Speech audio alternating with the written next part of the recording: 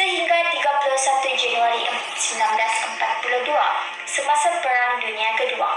Pemerintahan Jepun telah meninggalkan kesan yang mendalam terhadap penduduk di Tanah Melayu akibat daripada dasar-dasar yang telah dilaksanakan oleh tentera Jepun di negara ini.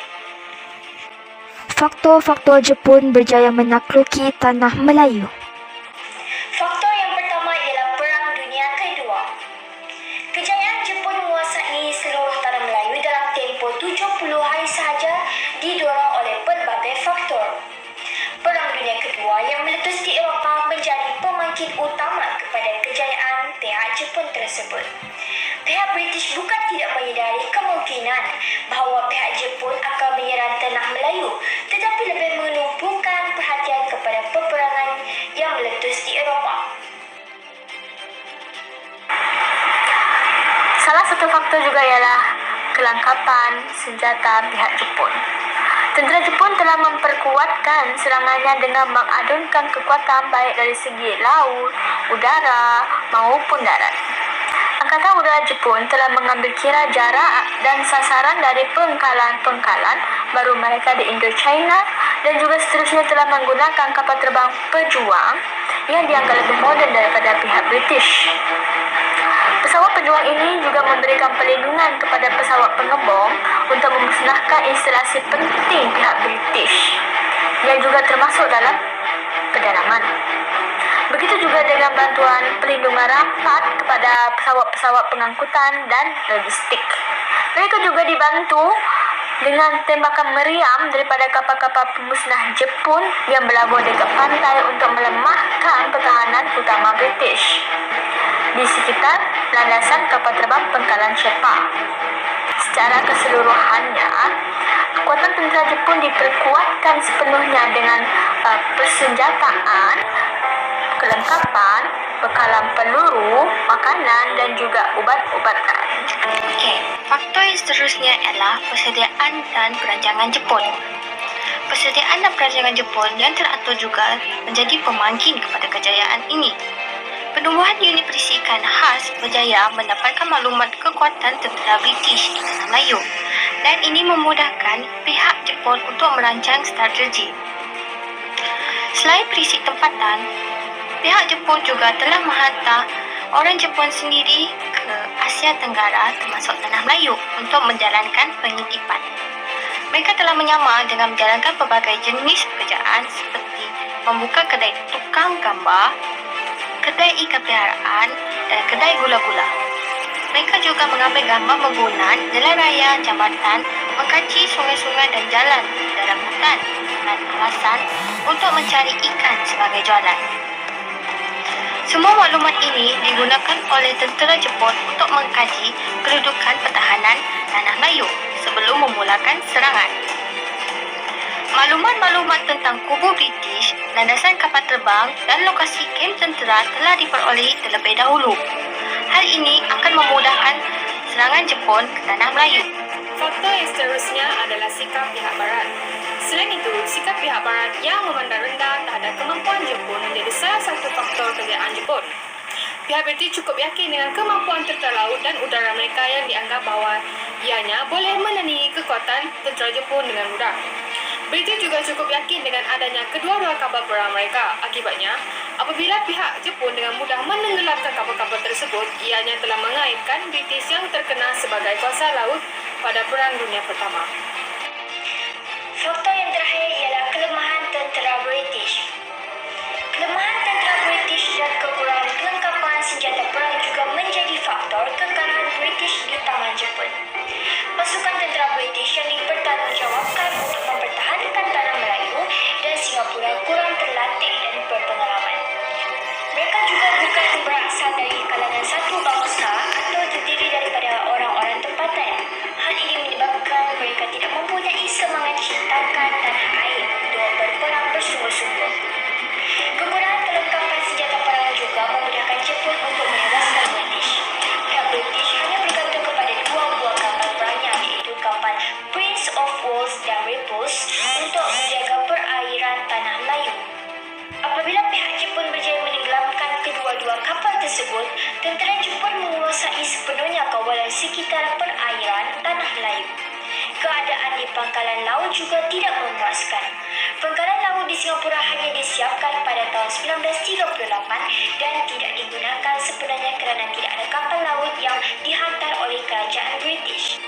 Okey, seterusnya kita akan membahas tentang corak pentadbiran Jepun di Tanah Melayu. Jepun meletakkan Tanah Melayu di bawah pentadbiran tentera yang dikenali sebagai Malayan Military Administration atau MMA yang sesuai dengan keadaan peperangan ketika itu. Jepun memerintah Tanah Melayu dengan bercirikan sistem ketenteraan dengan maklumat utamanya untuk memulihkan keadaan masyarakat tempatan yang didakwanya sebelum ini huru-hara atau tidak aman. Maklumat Jepun juga untuk memonopoli sumber ekonomi di Tanah Melayu dan menggunakan hasil untuk membantu masalah ekonomi yang sedang melanda di Jepun pada waktu itu. Kesan-kesan daripada pendudukan Jepun. Kesan yang pertama ialah dari segi politik. Pendudukan Jepun telah mengakibatkan kesedaran politik yang mendalam dalam kalangan penduduk Tanah Melayu, terutamanya orang Melayu. Penderitaan yang dialami dan propaganda Jepun Asia untuk Asia telah membangkitkan kesedaran penduduk tempatan untuk berjuang menuntut kebebasan politik dan kemerdekaan. Orang Melayu yang mendapat peluang dan pengalaman dalam pentadbiran yakin bahawa mereka dapat mentadbir negara dengan sendiri. Masyarakat tempatan juga sedar dengan kelemahan pihak British apabila dikalahkan dengan begitu mudah oleh sebuah kuasa Asia. Kekalahan British menyedarkan penduduk tempatan bahawa mereka tidak boleh bergantung kepada British untuk mempertahankan Tanah Melayu. Keadaan ini menyedarkan penduduk tempatan supaya berusaha sendiri bagi mempertahankan hak-hak dan kepentingan serta tanah air mereka. Kemusnahan sistem perhubungan dan lain-lain infrastruktur yang tidak dibaiki oleh Jepun telah mengakibatkan kemerosotan ekonomi Tanah Melayu. Walaupun Jepun telah melaksanakan beberapa industri seperti kilang kasut, tayar dan sebagainya, tapi ia tidak mampu untuk mencapai kejayaan. Nilai mata wang pada ketika itu juga jatuh sangat teruk. Mata wang daun pisang yang diperkenalkan oleh Jepun pada waktu itu adalah tidak bernilai kerana percetakannya yang tidak terkawal. Tanah Melayu juga mengalami inflasi kerana pengedaran wang kertas yang tidak terkawal dan juga kekurangan barangan pengguna terutamanya makanan. Pada tahun 1945, pengedaran wang kertas di Tanah Melayu berjumlah 4,000 juta, sedangkan sebelum pendudukan Jepun, pengedaran wang hanya 200 juta. Yang ketiga adalah sosial. Pendudukan Jepun telah menimbulkan pelbagai penderitaan pada rakyat Tanah Melayu.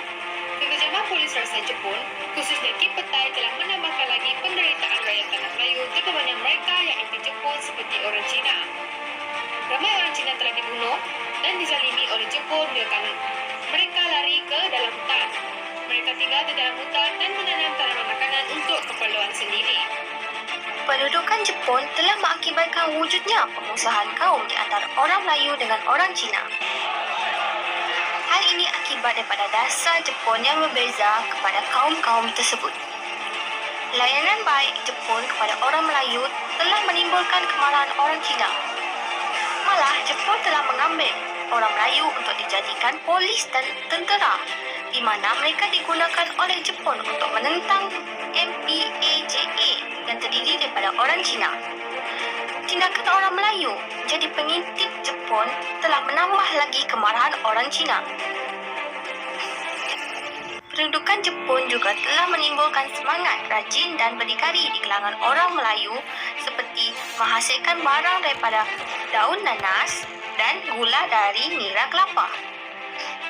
Pendudukan Jepun turut menimbulkan kesedaran orang Melayu terhadap pentingnya pembelajaran, di mana selepas perang, sekolah-sekolah Melayu bertumbuh dengan pesatnya di seluruh negara. Terdapat beberapa iktibar daripada peristiwa pendudukan Jepun di Tanah Melayu. sesebuah negara atau bangsa itu perlu mempertahankan identiti sendiri walaupun masa dan persekitaran sentiasa berubah. Yang kedua ialah penjajahan yang dapat memberikan banyak kesan negatif kepada sesebuah negara bangsa. Yang ketiga adalah rakyat yang tidak bersatu padu dan tidak taat pada negara akan menyebabkan negara itu dijajah. Sesuatu bangsa itu perlu mempunyai ilmu yang secukupnya agar minda mereka tidak mudah terpengaruh dengan dahkia asing. Yang terakhir ialah kita perlu berusaha keras untuk memastikan kedaulatan negara sentiasa terpelihara